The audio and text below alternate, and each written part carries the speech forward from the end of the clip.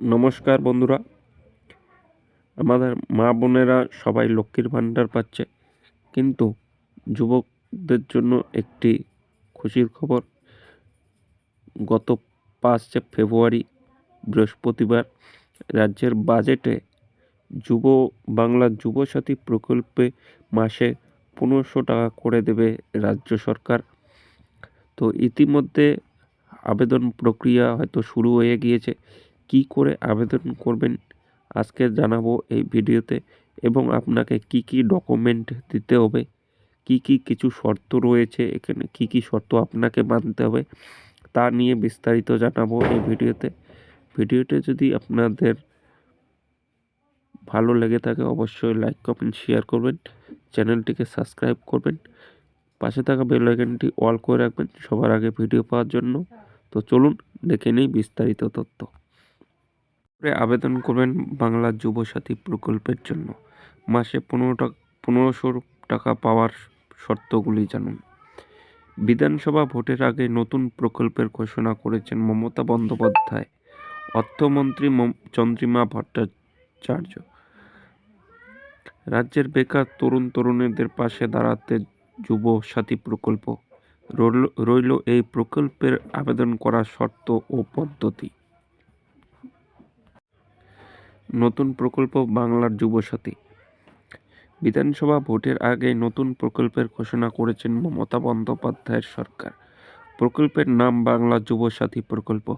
এই প্রকল্পের মাধ্যমে রাজ্যের বেকার তরুণীদের মাসে 1500 টাকা করে সর্বোচ্চ 5 বছর পর্যন্ত দেওয়া হবে। তেমনই জানিয়েছেন মুখ্যমন্ত্রী মমতা বন্দ্যোপাধ্যায়। তিনি আরও বলেছেন, এই ভাতা মূলত তরুণীদের চাকরি খোঁজার জন্য দেওয়া হচ্ছে। যুবসাথী প্রকল্পের লক্ষ্য। মমতা বন্দ্যোপাধ্যায় সরকারের লক্ষ্য রাজ্যের তরুণীদের পাশে দাঁড়ানো, তাদের আর্থিক সুবিধে দেওয়া। তবে এই প্রকল্পের মূল লক্ষ্য হলো রাজ্যের বেকার যুবকরা, কারণ মহিলাদের জন্য চালু রয়েছে লক্ষ্মীর ভাণ্ডার প্রকল্প। তাই বেকার যুবকদের আর্থিক সুবিধা দেওয়ার কথা বিবেচনা করছে মমতা। ভাতা পাওয়ার অন্যতম শর্ত। যুবসাথী প্রকল্পের অধীনে নাম লেখানোর জন্য অন্যতম শর্ত হল শিক্ষাগত যোগ্যতা। আবেদনকারীদের মাধ্যমিক বা সমতুল্য পরীক্ষায় উত্তীর্ণ হতে হবে। বয়সসীমা। প্রার্থীর বয়স 21 থেকে 40 বছর, 40-এর মধ্যে হতে হবে। অন্যতম শর্ত, এই ভাতার জন্য তারাই বৈধ যারা রাজ্য সরকারের অন্য কোনো সামাজিক সুরক্ষা বা যোজনার সুবিধা পান না। অর্থাৎ লক্ষ্মীর ভাণ্ডার, যুবশ্রী প্রকল্পের সুবিধে যারা পান না তারাই এই ভাতার জন্য আবেদন করতে পারবেন। তবে পড়াশোনার জন্য কোনো স্কলারশিপ বা বৃত্তি পেলে বা বাধা হিসেবে গণ্য হবে না। এখনও উত্তর নেই আবেদন প্রক্রিয়া।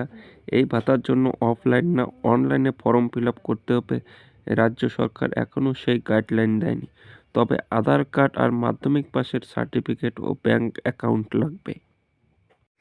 যুবশ্রী প্রকল্পে নিয়ে ধোঁয়াশা। যুবশ্রী প্রকল্পের সুবিধা যারা পান তারা বাংলা যুবসাথী প্রকল্পের সুবিধে পাবেন কিনা তা নিয়ে স্পষ্টতা রয়েছে।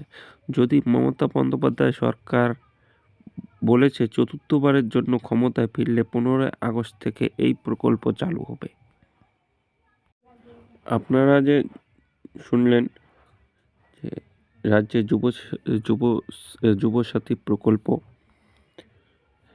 এখনই এই প্রকল্পের জন্য কোনো আবেদন প্রক্রিয়া শুরু হয়নি।